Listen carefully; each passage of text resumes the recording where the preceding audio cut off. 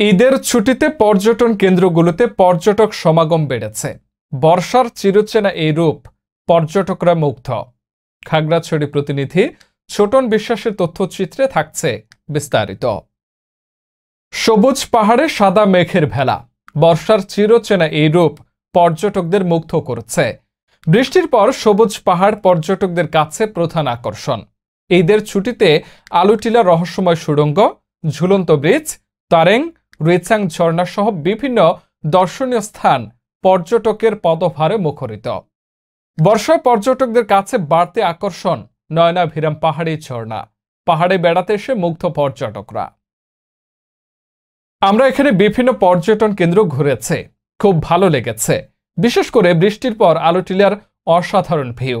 এখানকার প্রতিটি পর্যটন কেন্দ্র মুগ্ধ করার মতো। বৃষ্টিতে খুব উপভোগ করেছে।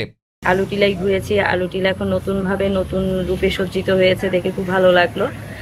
ওখানকার পরিবেশ খুব মনোরম পরিবেশ ছিল, সাথে মেঘ ছিল, যে কারণে পরিবার নিয়ে বাচ্চা নিয়ে ঘুরতে বেশ ভালোই লেগেছে। আজকে বৃষ্টি পড়াতে অনেক ভালো লাগছে।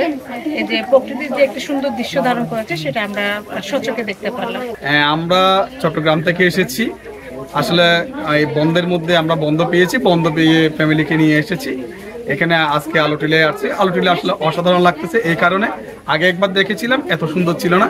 এখন দেখা যাচ্ছে এখানে অনেক সুন্দর করেছে এবং অনেক বাগান করেছে, অনেক স্থাপনা করেছে। আলুটিলার যে গুহা ছিল, গুহাটাকে অসাধারণ করেছে। আসলে এটার জন্য খাগড়াছড়ি প্রশাসককে আমরা ধন্যবাদ জানাচ্ছি। পর্যটন কেন্দ্রগুলোতে ভিড় বাড়ায় খুশি পর্যটন সংশ্লিষ্টরা। আগামী শনিবার পর্যন্ত এমন ভিড় থাকবে বলে আশা তাদের। ঈদকে কেন্দ্র করে পর্যটকের সংখ্যা বৃদ্ধি পেয়েছে। পর্যটন মন্ত্রী সেভাবে প্রস্তুতি গ্রহণ করেছেন। গত 2 মাস যাবৎ পর্যটকের সংখ্যা খুবই কম ছিল।